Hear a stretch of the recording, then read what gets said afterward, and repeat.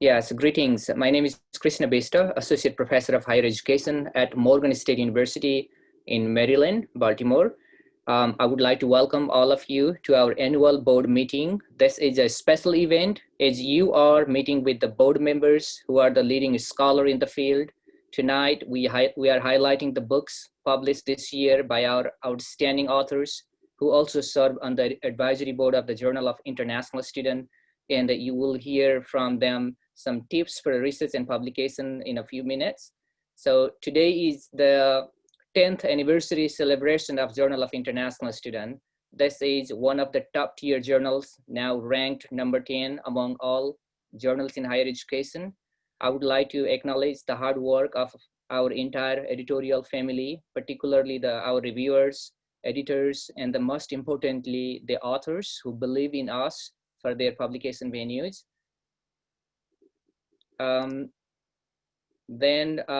Some of you did not know this. I was lonely, a little over a decade ago when I started my graduate degree as an international student in Troy, Alabama. And that loneliness helped me explore my journey, that helped expand my network, that helped work with mentors, that helped collaborate with the scholars. And certainly that was the time I started the Journal of International Student. That loneliness today has created a space for a scholar to unfold the stories of millions of international students and scholars who cross borders for education, opportunity, and better livelihood.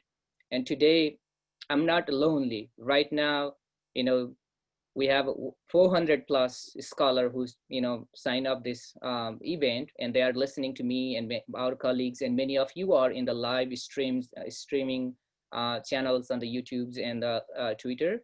So this journal has become a professional platform to grow together in international research and publication, working with at least 800 scholars every year and spending at least a decade. Now I have just realized, just started realizing that we have much, we have just started exploring the field, international student studies, and this is completely a new field, and this can be a giant as some other fields such as gender studies or queer or Asian studies. So global student mobility is a completely new and complex field. So it takes years of systematic research to unfold international student experience and issues in K-12 education as well as higher education. So now I'd like to request my colleagues, Dr. Chris Glass, our editor-in-chief in the journals to move to share you the agenda of this afternoon or this evening. So back to you, Dr. Glass. Great, thank you, Krishna. And it's exciting to have such a great community join us here tonight. What we're gonna do is we're gonna spend most of our time talking with our authors, but before we do that, we wanted to share a few updates about current initiatives, recognize the people that are serving on our advisory board, and then let you have a chance to hear from our authors, hear the books that they're publishing, as well as have a chance to have a discussion with them. And then we'll conclude with ways that you might get involved. You're going to hear about a lot of different things. I almost think about the journal like a blind man and an elephant. It is a journal, but it really is so many different things to so many different people around the world. And you'll get a sense of even parts of the journal that you may not be aware that we're currently working on. So the update on current initiatives, we're only going to take about 10 minutes to do this. And so I'm going to go through some of these slides, but let you know some of the things that are going on with the journal. So we've had an areas of strategic focus to expand our global network, to develop an editorial workflow, to diversify our editorial team, create mentor pathways, and then develop sustainable funding models. And I'm going to highlight some things that we're doing in relation to all these. And when we do that, we're trying to always impact the quality of the journal, the impact of the journal, the speed in which we respond to our authors so that they can be successful in their academic careers, and then well as the reach of the journal as well. And I'll highlight some things that we're doing related to all of these. We are getting about 600 manuscripts per year. We've actually published over 1,000 authors. I just updated this today. We have over 1,000 reviewers, close to 20,000 subscribers, and we're nearing nearly 1 million individual website page visits this year. And so you're seeing that there's quite a lot of interest globally. And the authors, and this is just from the past 12 months, I want to highlight that the journal is not just publishing authors that are from the United States. In fact, we publish authors, as you can see, from over 25 countries just in the past year, which means much of the research that's needed is being published around the world. So we're truly a global journal, and that's been a part of our aims and scope. We have this amazing, if you haven't read these essays, they're fantastic. And we see many of our authors joining us here today that wrote these essays. We've had some of the leading thinkers in the field write essays for our 10th anniversary.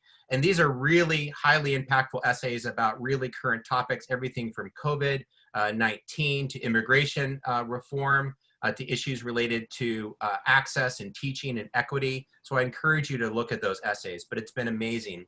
You'll see the cover right there. I want to highlight that our cover is the Holi Festival in Nepal, the home of our founder and executive editor, Krishna Bista.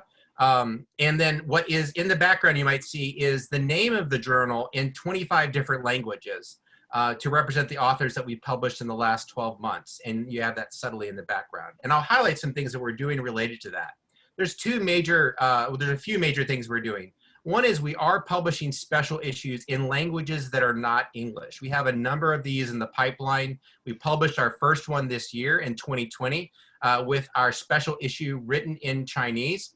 And then we have another special issue coming up in 2021 that will be edited by Sharon Stein on critical internationalization studies to add and amplify important critical voices related to our field. We have a number of other language specific issues in the pipeline, and you'll be seeing those when you get announcements from us.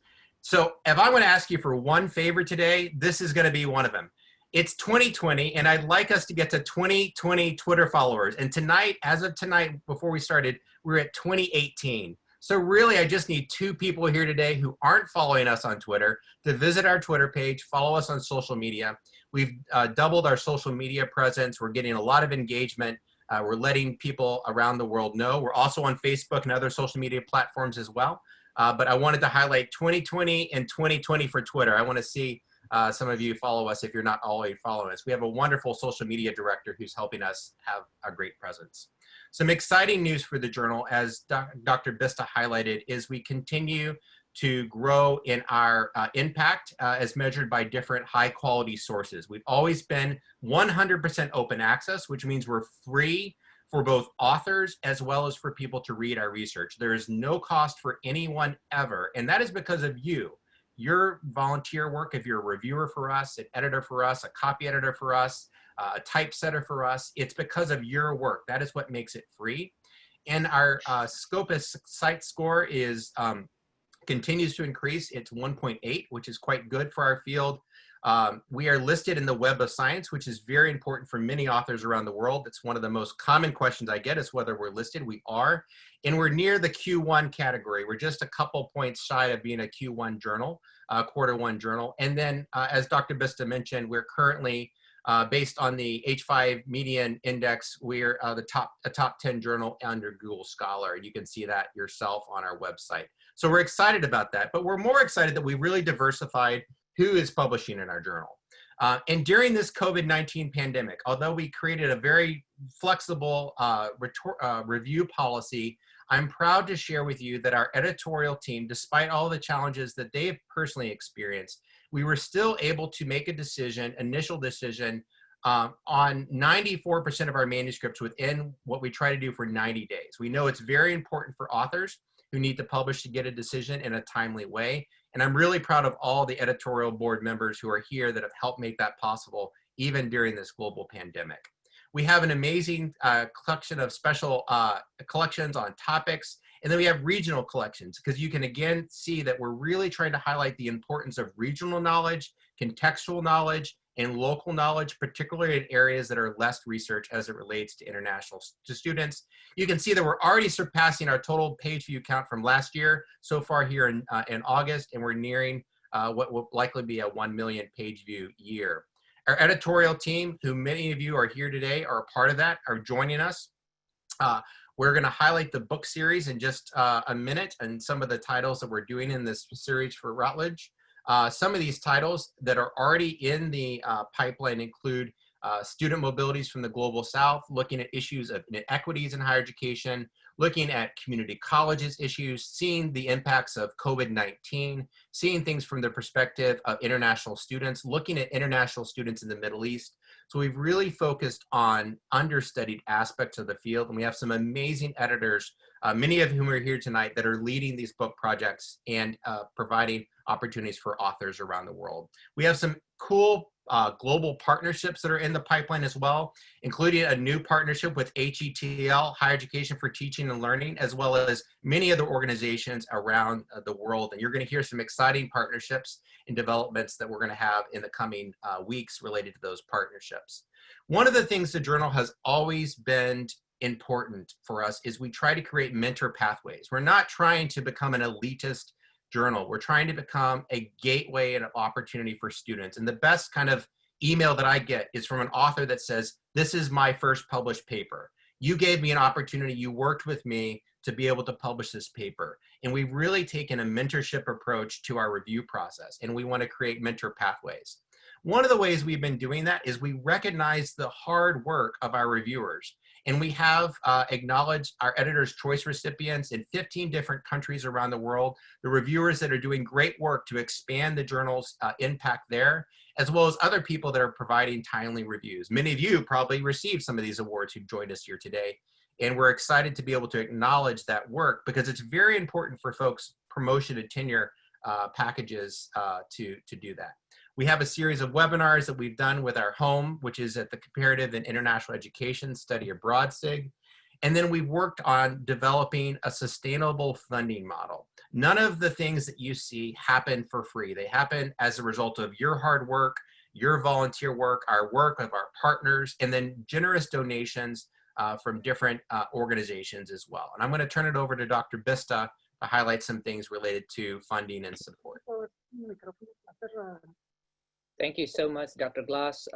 Over the years, yes, we were so fortunate to collaborate with many of the associates and organizations. So definitely these are some of our publications. We have the network called Open Journals in Education. So these are the professional journals in the field. And you can see on the top, some of the universities, they are there to support the publication of these journals. They are the research universities, in the East Coast, West Coast, across the country, and some of them are outside the country as well. Yes, and then special thanks goes to the World Dominion University, Chris Glass and his entire team there for the financial support for this journal. And this is because of them, we were able to make it open access and no cost to any of our authors or the vendors. So this is amazing.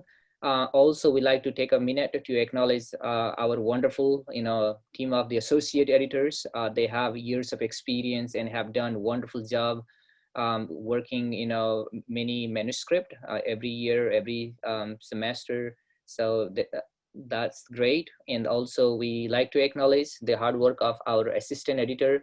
Assistant editors also brings, years of experience in the field, and many of them are former student, former international student, or currently working as a professor, postdoc. This is so great. And also we have a list of the entire copy editors over the years. They received their trainings under the leadership of the senior copy editor, Joy Bank Craft. So it is great that they are looking into the manuscript before we accept, we consider them for publication. Thank you, copy editors. And this is my headquarter team, including Dr. Glass and our editorial staff from Old Dominion and Morgan. And again, a special thanks goes to Joy Bancroft and her team for the for the copy editing, and then also Dr. Glass. Thank you. And also we like to congratulate Dr. Chris Glass, and he is taking another big, I would say, giant role as the 10 year entire decade. He's gone through the hard work, and already in our class working so hard, and many of you are there working with him. So congratulations to Dr. Glass. Thank you, Dr. Glass. Yes, and back to you, Dr. Glass. Thank you. Thank you so much, Krishna. I appreciate that. And thank you, all of you who've joined us here tonight. We have people that are still joining us.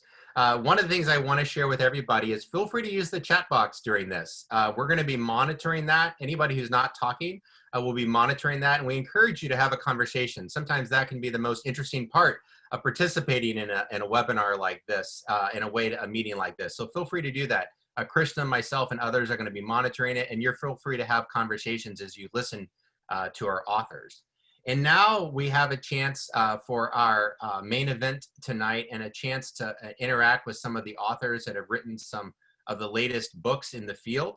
And we're going to introduce each author and give them a few minutes to present on their book and share about that. And then we're going to have, at the end of all the authors' presentation, we'll have a chance for you to ask some questions. And so feel free to type those in the chat box. We'll be monitoring what those questions are, but also feel free to have conversations about what you're hearing different authors saying, and participate in what other people are asking as well. So I'm going to go ahead and introduce our authors here tonight.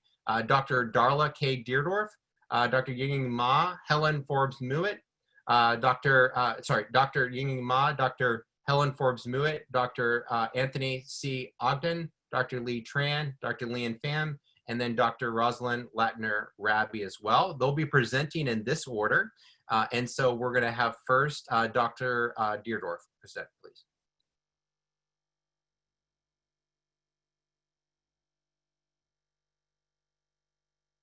To be here, and congratulations on the 10th anniversary. Congratulations to Dr. Glass.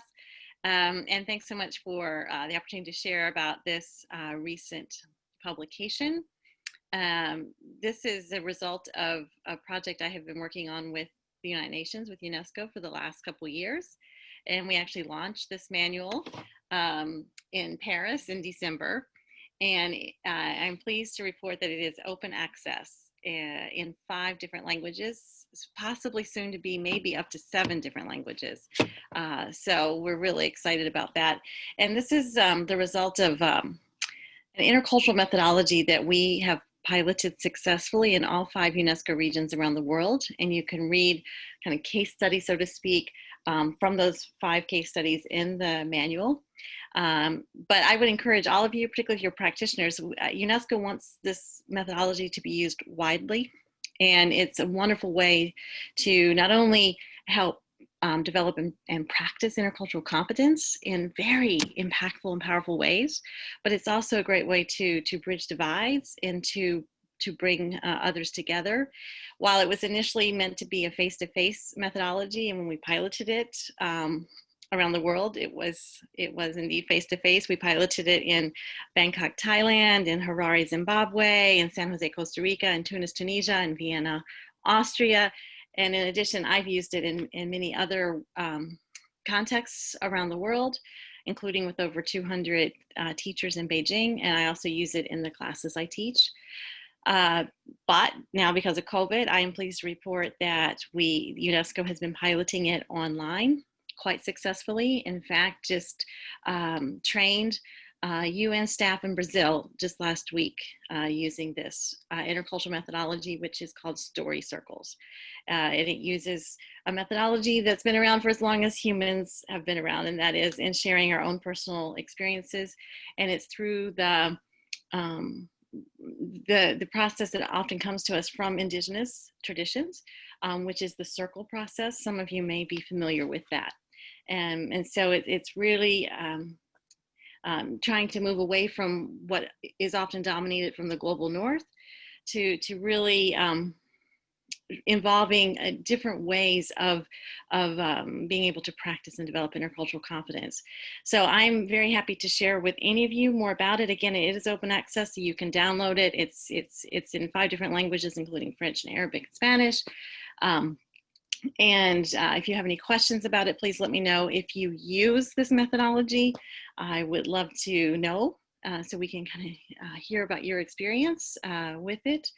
And in addition, if you're specifically interested in intercultural global competence, I would love to hear from you, and also to get you involved in a new exciting organization, which is a partner to the STAR Network, called the World Council on Intercultural and Global Competence. So for anyone who's interested in this topic in particular, I'd love to hear from you. I'm also happy to answer any questions around around this methodology. Last thing I'd mention is that UNESCO was actually looking for an intercultural methodology that could be used with any group of people anywhere in the world using little to no resources, and that could be facilitated by someone who's not formally trained in intercultural communication. And this particular methodology ticks all those boxes. So again, happy to have you use it and would love to hear from you. Thanks so much for the opportunity to share about this. Great. Thank you so much. We do have, I know you have another commitment you need to get to. So typically we do questions at the end, everyone. But on this one, there are a couple questions I'd like you to have a chance to respond to.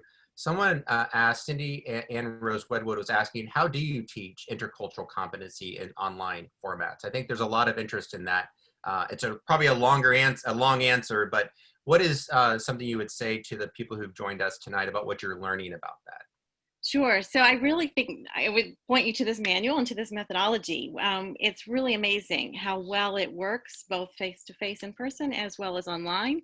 It's very detailed on how to set it up. It's a very structured process through this methodology, but it's also very adaptable. And online, we put those small groups into breakout rooms.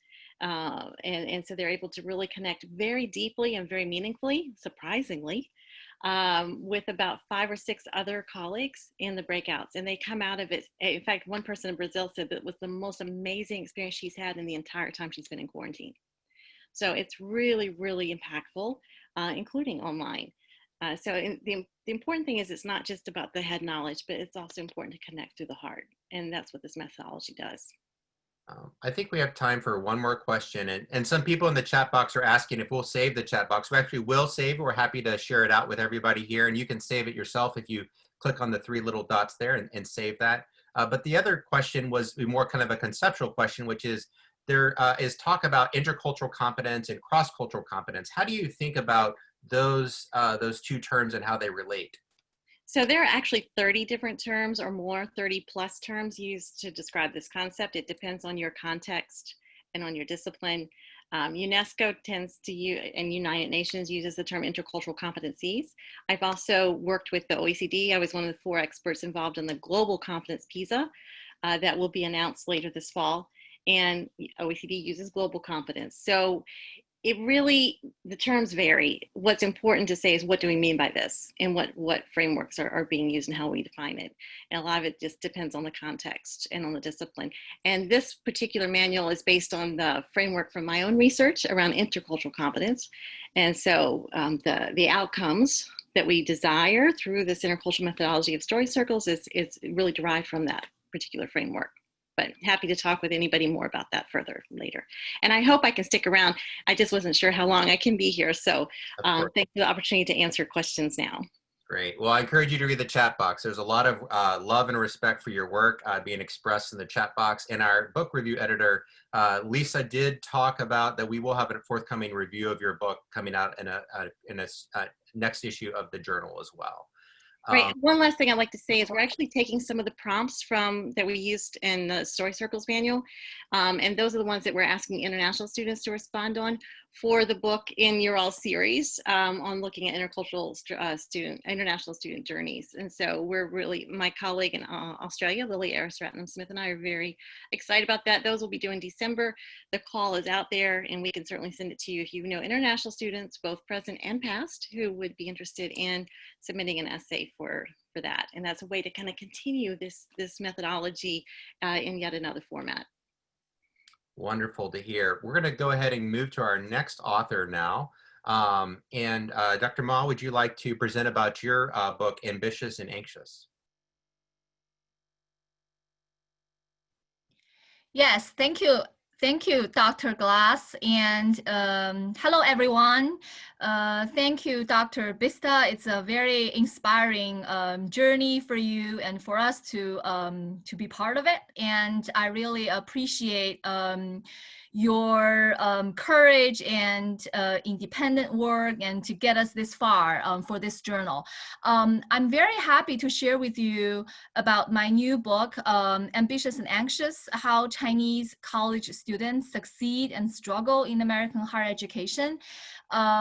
This year, 2020, is probably very unprecedented for Chinese students. And for my lifetime, I have not really imagined a lot of things could happen to them. But I started the research of this book way back in the year of 2012. So that was 8 years ago. So the research was conducted from 2012 to 2018, before this pandemic, before I can well anticipate what would happen.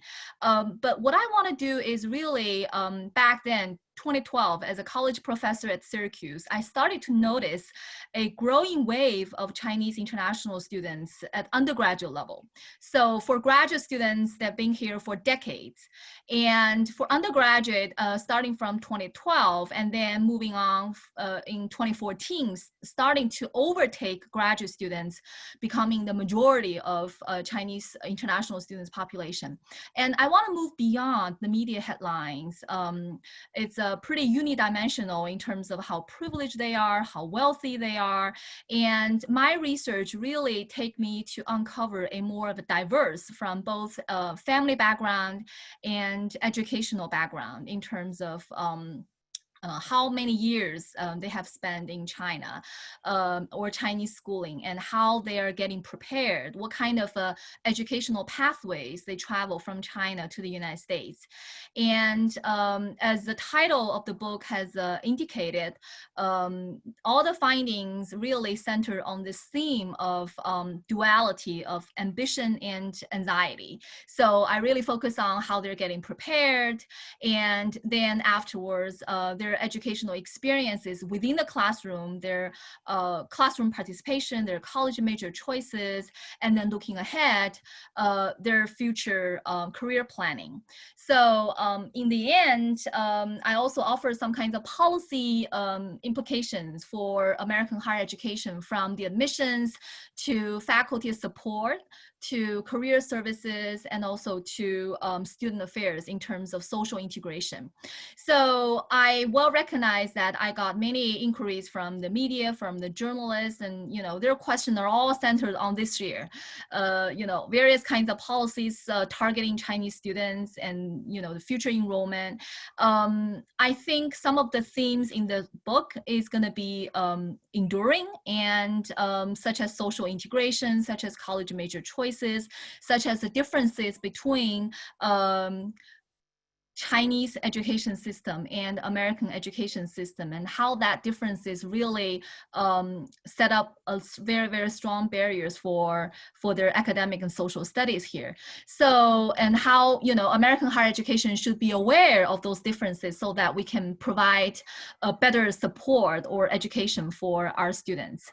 And I'll stop here, and I very much look forward to your questions. And thank you again for the opportunity to share my work with you. Great, thank you so much. We'll ask questions all at the end. So if you do have a question for Dr. Ma, please go ahead and enter that in the chat box, and we'll have a chance for all of our panelists to kind of talk as a collective. And so feel free, as you listen to all the panelists, to ask a question that they all can respond to, advice about their work. I know, again, you're getting a lot of love in the chat in terms of your influence of your work, and Dr. Dai has been using your work in a book he's doing on Chinese students in Australia, and there's lots of great connections. Hopefully the people who've joined us here today are seeing people in the chat that they can make connections with as well. And so feel free to ask questions in the chat, and we will pose them to all of our authors at the end. Next, we have Dr. Tran.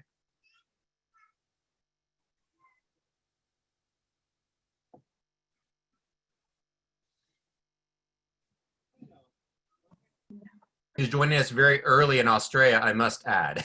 So it's very, very impressive. Hello, everyone. To that. I don't. Yes. Yeah, no, we started at 8:30 in the morning, but it's for the night now, so it's right time for me to start my day.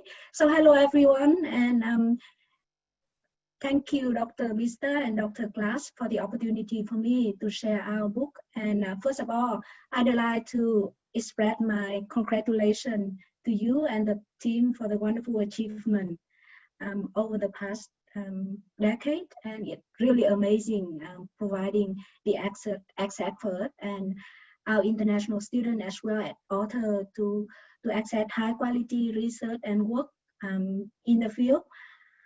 And yeah, back to our book. The focus is about Vietnam, and the title is Student Experiences of Teaching and Learning Reforms in Vietnamese Higher Education. I co-author with Dr. Nghĩa Trân from Australian National University. So we have seen quite a few books on higher education reforms in Vietnam. However, the majority of the work underpinning those books are from the points of views and voices of the key stakeholders, including teachers, university leaders, policymakers, and leaders in higher education. So we think that students are key actors in higher education, and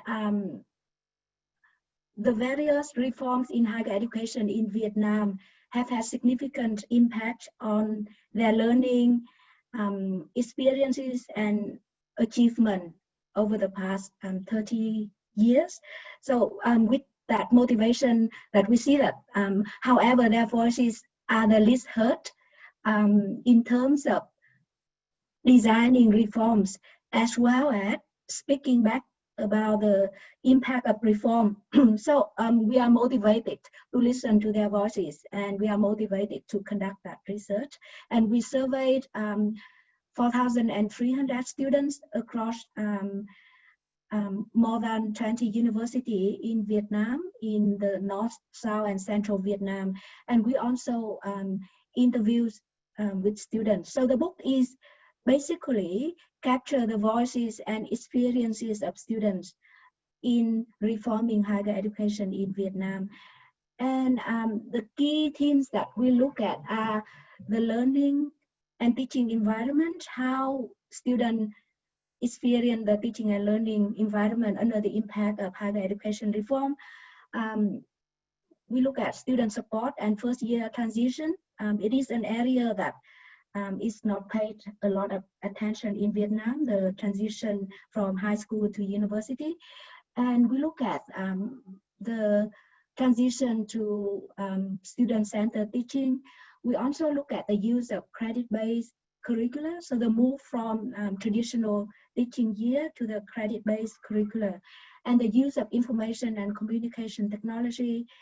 Another important topic that we look at is internationalization of the curriculum at home within the context of Vietnam, especially the adaptation of the advanced program that was imported from high-ranking university in the US, UK, and Australia into the local and political context of Vietnam with the communist committee that governed the university. We look at the implementation as well as the tension around the implementation of the imported curriculum from the US, UK, and Australia into the Vietnamese context. We also look at the assessment and feedback, and we have a chapter that look at employability and work placement.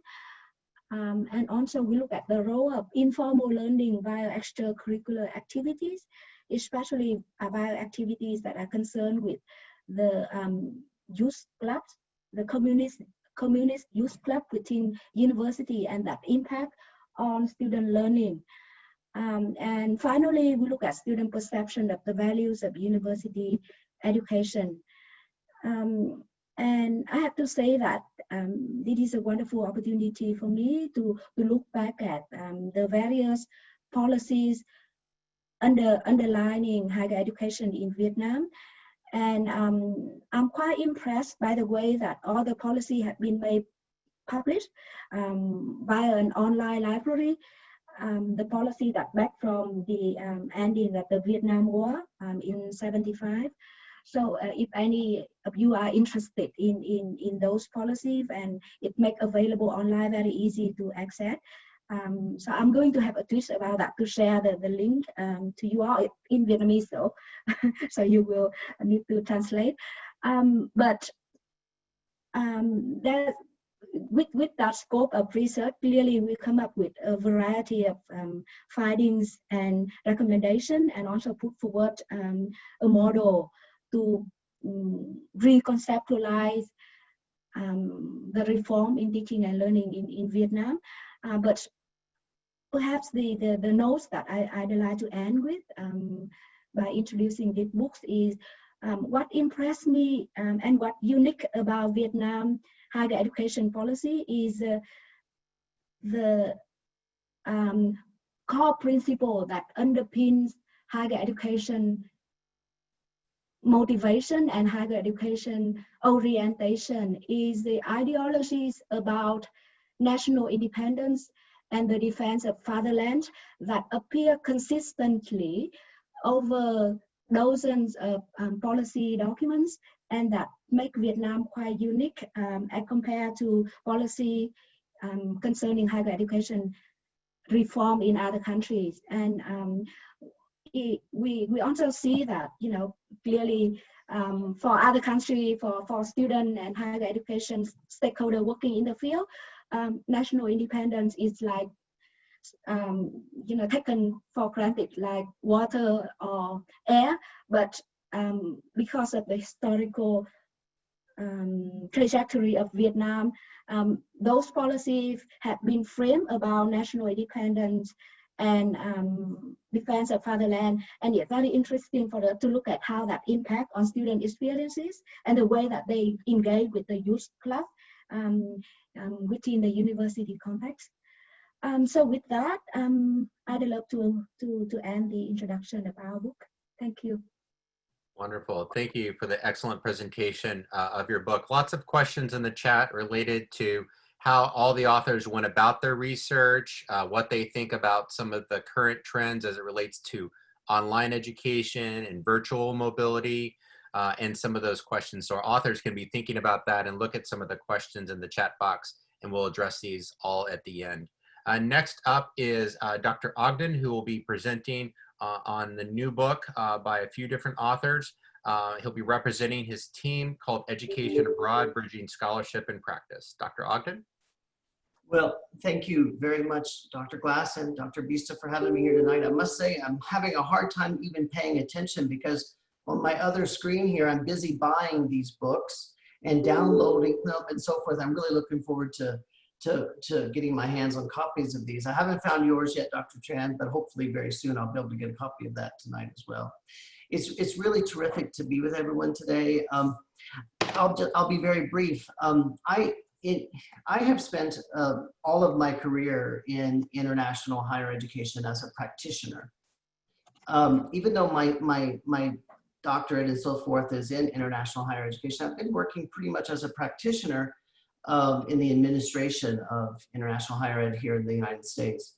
However, over the past several years, I've noticed that many of my colleagues, it's actually more the norm than it isn't, where we often turn to our own experience or anecdote and evidence to make our decisions. And so it's been a sort of a personal journey of my own to encourage more of my professional colleagues to look at the research and the scholarship that has become so much more sophisticated and complex in the past 15 to 20 years, especially in the United States, with regard to how we engage our practice in a day-to-day way. So a few years ago, my colleagues and I, we got together, and some of the contributing authors to this book are here with us this evening. And this is a book where we called forward this idea of the scholar practitioner of international higher education. And since then, I've started considering myself more of a scholar practitioner, where I believe that the research should inform our practice, and in turn, our practice should help guide and shape the scope of the research. So in fact, it's a symbiotic relation in which, in part, the scholar practitioner can help nurture. And so with that in mind, a couple of years ago, I got together with my co-editor of this book, again, Dr. Bernhard Streitweiser of George Washington University, and a colleague of ours, Christopher van Mol at Tilburg University in the Netherlands, to put together the book that you see there on the screen, Education Abroad, Bridging Scholarship and Practice. And essentially what we wanted to do was to look at the most salient topics in the practice of education abroad. Education abroad broadly defined, which I'll explain. And then to develop and to basically provide a synopsis of all of the research on that particular topic.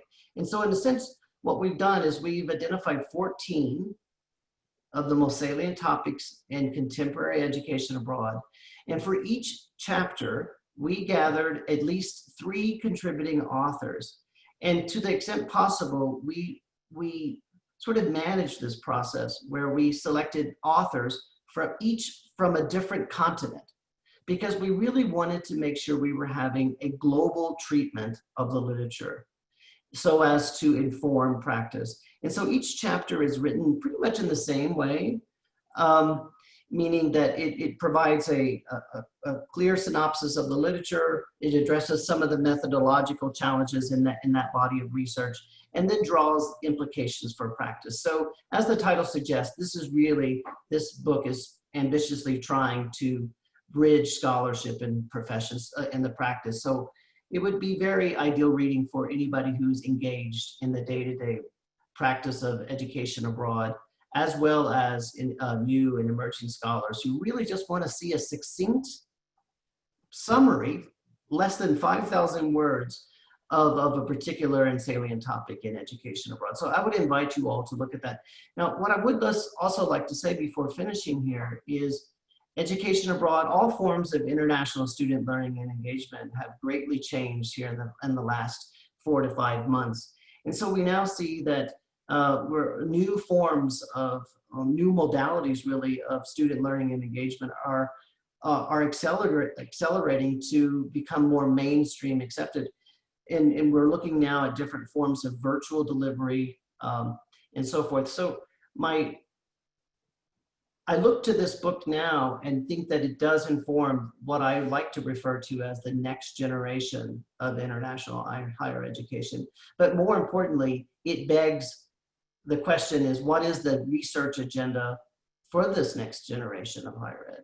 So here we are in a company of scholars, of many of you who are doing meaningful and high quality work in international education, one form or another.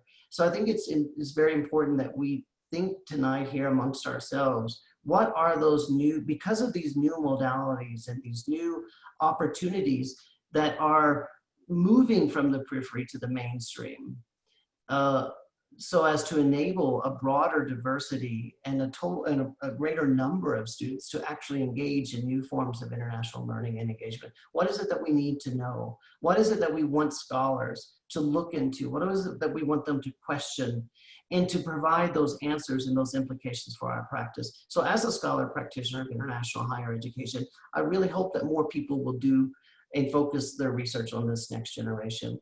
So, and I wouldn't be a good practitioner if I didn't tell you that if you buy this book, this wonderful book, actually it's mostly wonderful, you can get a 20% discount by using the code that I've just put into the chat window. So there you are. Thank you very much once again. It's terrific to be in your company this evening.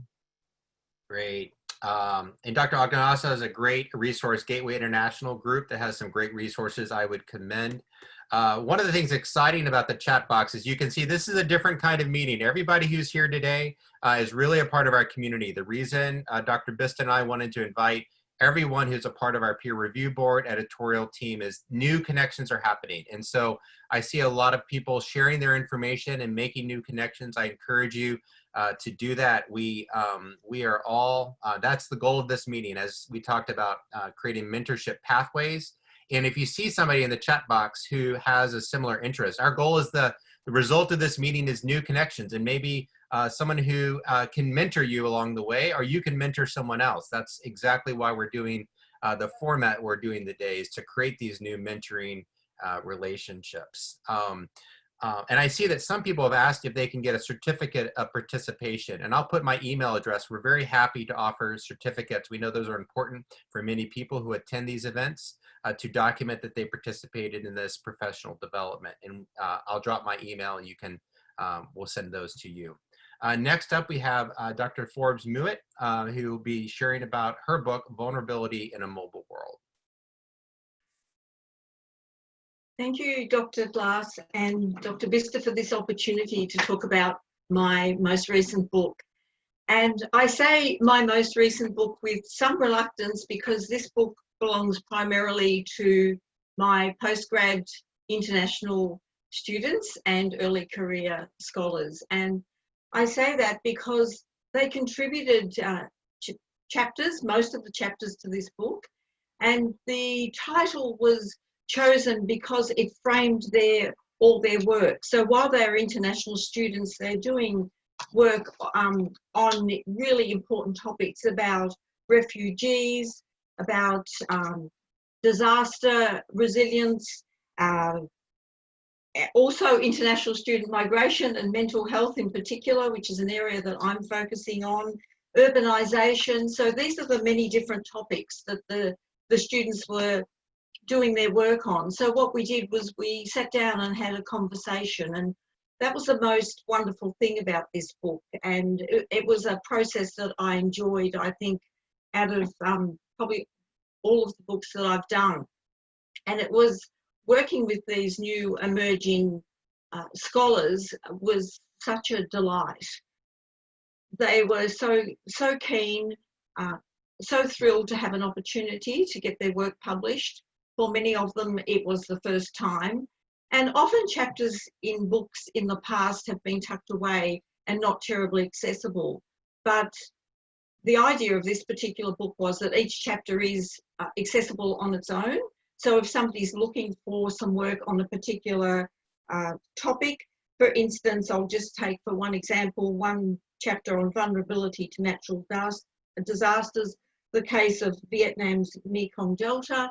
If somebody was looking for some work from that, they can access that chapter without having to purchase the whole book. So I wanted to make it very accessible to the public, and that was the reason for this particular publication.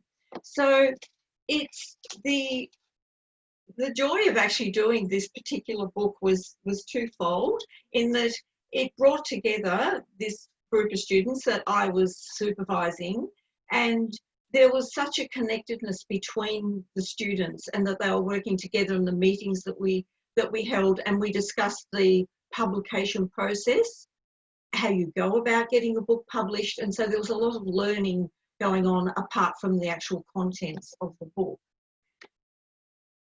Probably the chapter in there on international student mental health, which I co-authored with one of my students, and that was based on Singaporean students in particular.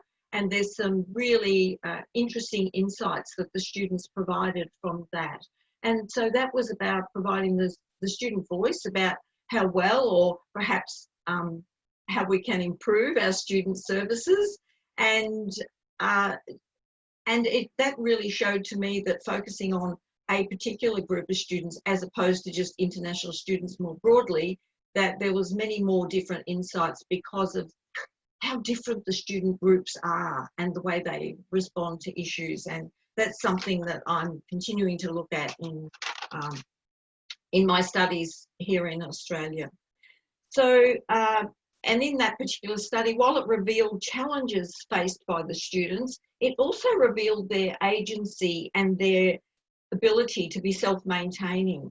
So there was enormous evidence of their resilience. And I see this all the time with my students, and particularly at the moment while we're experiencing the unfortunate second wave of the pandemic at the moment, and the students are feeling isolated, shut away, and there's lots of evidence of loneliness as well. So, but at the same time, I'm also seeing the way that they adapt and the way they find ways around this and connect. So it's really important to us as scholars to be reaching out and making sure that they do have those connections.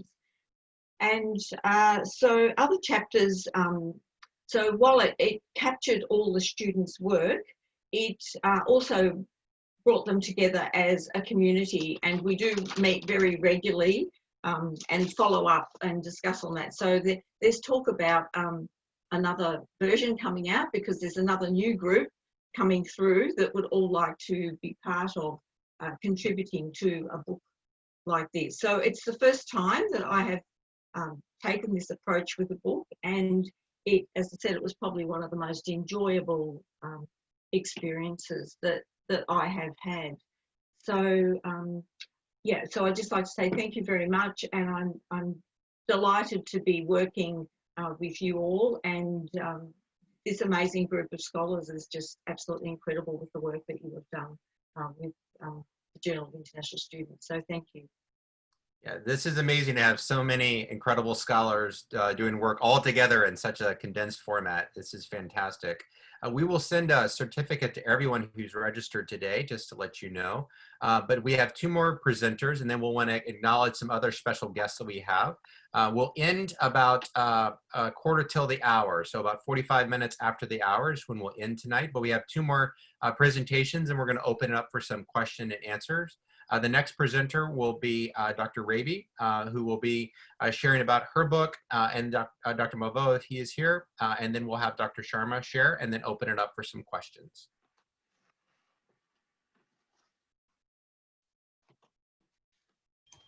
I was muted. So thank you very much, and I'm very pleased to be here. Gregory, I don't know if you're here or not, but yes, I'm here as well. Oh, Roz. wonderful.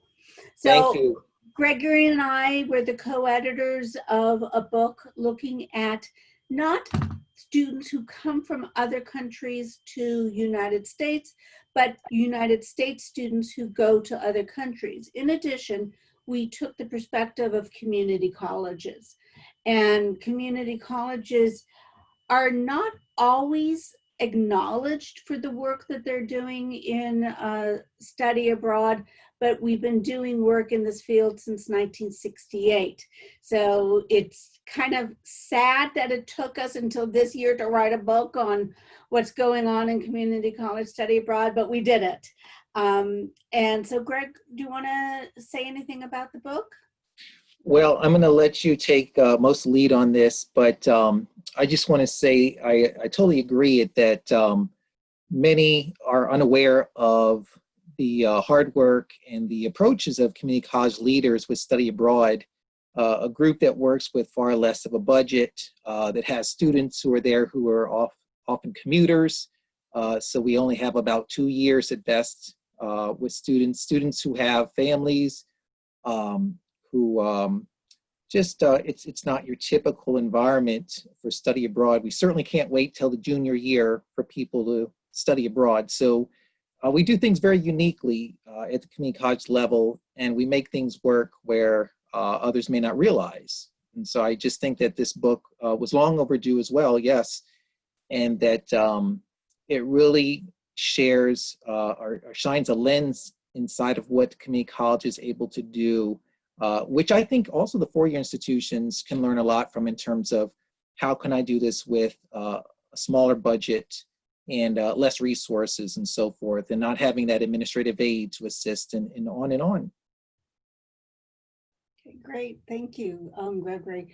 So one of the things that was exciting about this, listening to the other speakers on our program today, is the blending of the practitioner and the scholarly voice. This book purposely looked to allow both sectors to be able to bring in their perspectives, but we grounded every chapter in research. So it wasn't just somebody closing their eyes and saying, let me tell you a story, which that in itself is quite valuable. It is less valuable if you want to use a book for the purposes of advocacy and for moving the needle and making a difference. And the thing about community college and education abroad is that we're looking at massification. Community colleges are an open access university. We pulled that through to our programs such as study abroad. So for the most part, any student could study abroad. There's very little criteria, which makes it so democratic. And the social justice value is a theme that goes through all of the chapters. How do you access students who are labeled as non-traditional? How do you access students who have been labeled as low income and perceived as not being able to take advantage of study abroad?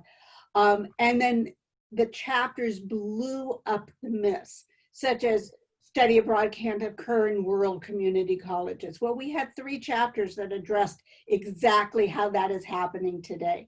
Community colleges can't address a certain population, and we had numerous chapters that looked at specific student populations.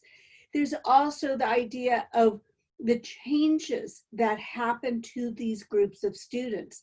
And with the understanding that it's not just for academic students who want to transfer to the university, we had chapters that looked at career education students, technical, vocational education students. And I have to say that the stuff that came out of this book is actually forecasting research that I'm conducting that will come out in the future, that's looking at community colleges and like institutions around the world. And for those of you who don't know, I've actually been conducting work on that for a long time, but I want to specifically look at internationalization at those types of institutions. And I know that I talked way too long. I want to give a shout out. I saw so many people on this list who are authors, Tiffany and Melissa. There's others, and I'm just seeing your names pop up right here, so that's why I'm saying your names. For those of you interested in community colleges, there's also this book that we did, which is the first book that ever came out in community college internationalization.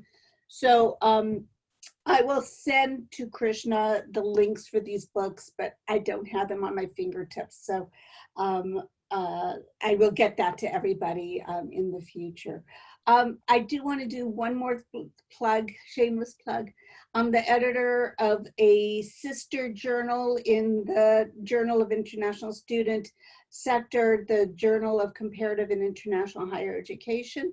And we would welcome everybody to be part of our community as well, because we work in tandem with the Journal of International Students. And thank you, I probably took up too much time. Thank you.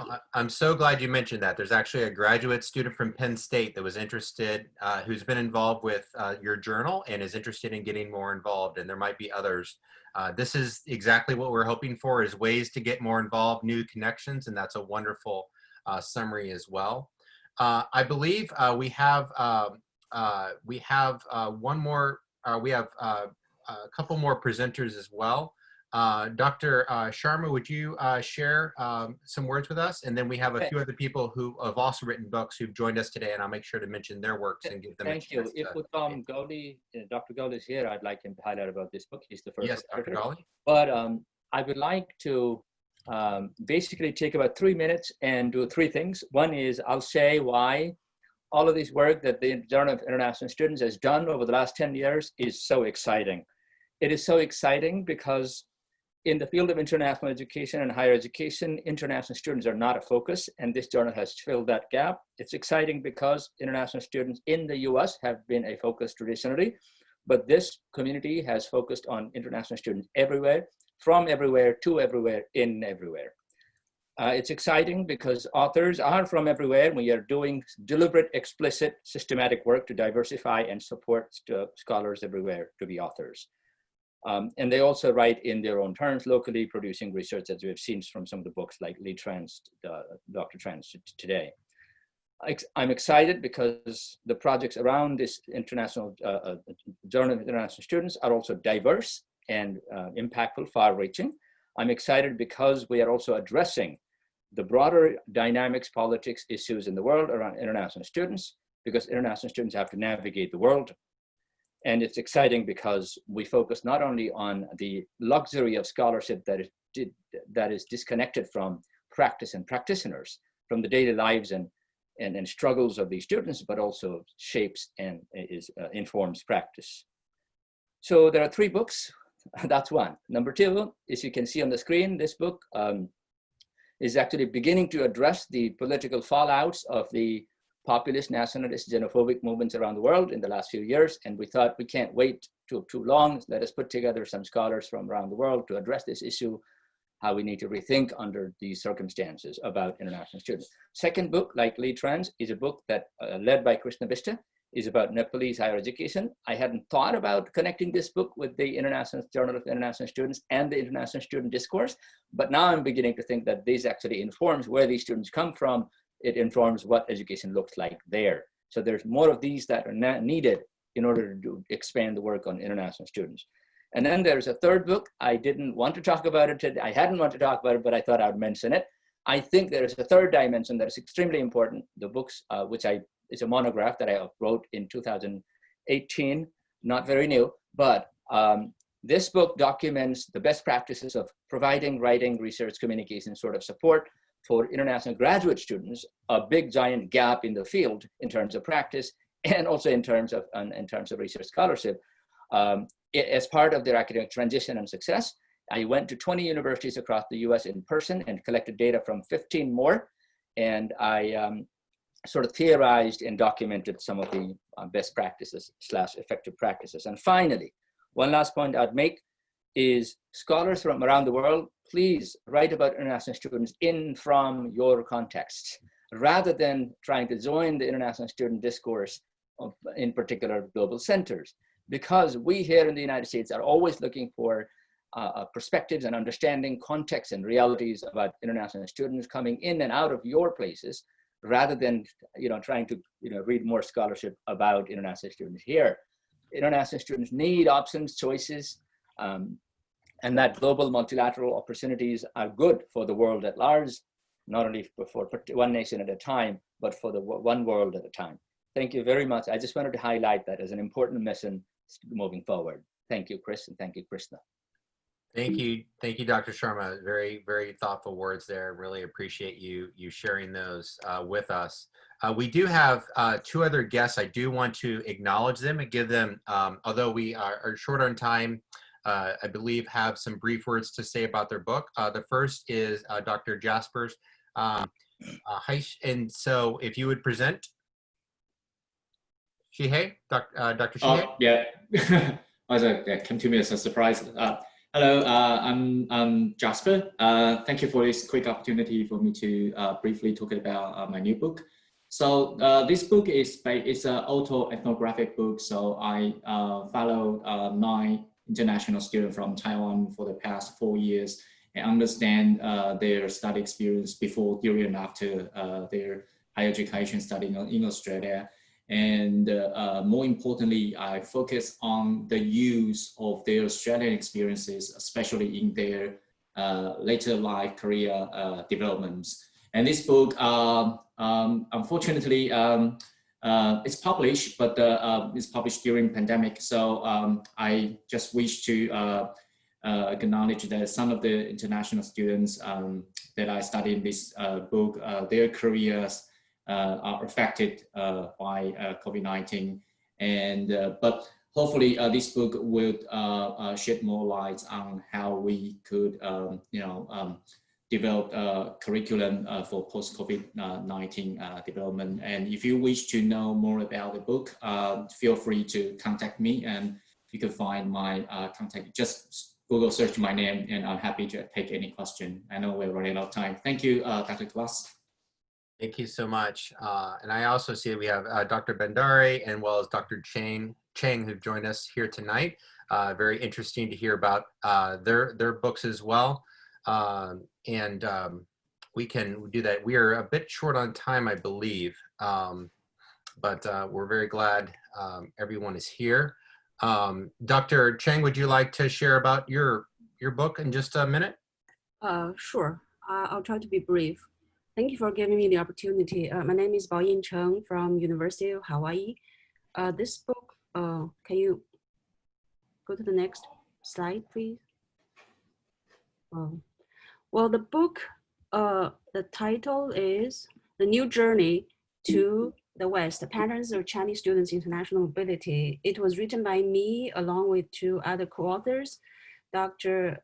Le Lin in sociology at the University of Hawaii, and also Dr. A. Fan from Peking University in China. So the book is scheduled to come out next month. I'll briefly describe the unique contributions of the book. It examines the issue of international student mobility, Chinese international student mobility, from both the sending side, the Chinese side, and also the receiving side, the US. From the sending side, we look at decision-making and motives of Chinese students, and also study abroad agencies. And from the receiving side, the US side, we look at the adaptation, social cultural adaptation of Chinese students, and also the impact of international sojourning experiences on Chinese students. And we also use both quantitative and qualitative methods in different chapters. The quantitative method helps to provide a general pattern, general picture of Chinese international student mobility, and the qualitative studies help to provide more details and thick descriptions of their experiences. And it also provides the historical and social cultural context of Chinese students. There's one chapter that describes the two major historical waves of Chinese students study overseas, and one chapter that provides social cultural context of the Chinese educational system, including the Gaokao and the college entrance examination, and also the emergence and recent development of international schools in China, etc. So it is pretty comprehensive. It tries to cover the different dimensions of Chinese students study overseas. And also, the last but not least, this book has a special focus of Chinese students at the secondary level. It's not every chapter, but there are quite a few chapters that examine Chinese students studying overseas and secondary level, which is a relatively understudied topic. So we hope that this book will add to the existing body of literature and makes its contribution to the conceptual and theoretical and also practical discussions around Chinese international student mobility in general and Chinese student study overseas in particular. Thank you. Thank you so much. And I do want to thank everybody for joining us here tonight. This is exactly what we imagined. If you haven't checked out the chat box, it's been a great discussion. New connections are happening. People are sharing their emails and looking at collaborative projects. Plus, I think you're also seeing how the journal is really, like I said, an elephant. It depends on what you're touching, all the different ways you can get involved. And I do want to do, with just a minute or two left, I do want to offer some ideas about how to get involved. The first thing I would say is, if you're asking yourself the question is, would I be welcome to be involved? The answer is a yes. If you don't, you should not even hesitate to know that we are an inclusive, open, and welcoming journal. There's many ways to get involved, and our goal is to involve as many people as possible. And so no matter how, we're not like a lot of journals where maybe there's qualifications or an application. Just reach out to us. You can email myself or Dr. Bista. We're happy to work with you and look at the ways you want to get involved. We're interested in your voice. And so if you're wondering how to get involved, please reach out to us. Don't hesitate. We'll be very happy to hear from you. You can start as an author or reviewer. You can join our assistant and associate editor team as you gain some more experience. But we want your voice, and we want your participation, and we want you to amplify the voices of the people that you know whose voices need to be amplified in the field. We do want to invite everybody to an exciting event that's coming on December the 8th. You'll receive an email about this in the next few days with Dr. Noam Chomsky, a very well-known linguist, about shaping the humane world. And we invite you to attend this free event. It's open to anyone, so you're feel free to share this within your network. And it'll be sponsored by the Star Scholars Network. As always, all of our events are free. There's no charge, and we would love if you would participate in this conversation. This will be done in parallel with a conference that we're hosting in Nepal this spring. But I do want to close out and thank you all for coming. We'll see if Dr. Bista has any final words, but we do want to thank you. It's been exciting to see the chat box, and we will follow up with everyone who registered to share the valuable information you've made. We encourage you to reach out. Dr. Bista, do you have any final words for our guests? All right, Dr. Bista. Thank you so much. Thank you so much. We appreciate this is a great support, great team leadership. It is very enlightening, awakening to know the many authors and their research productivity, collaboration, and teamwork. Maybe in next 10 years, we will have more things to produce, more things to share. Again, thank you for taking your time and and sharing your ideas, thoughts with us. I'd like to again thank you and stay safe and healthy. It's so great to see you. This is very fruitful, and we are very blessed to share our 10th anniversary and our annual meeting with you. Thank you. Thank you for coming. You can log off now, but thank you so much. It's great to see. Our journal is our community. It's great to see so many members of our community. And thank you for participating.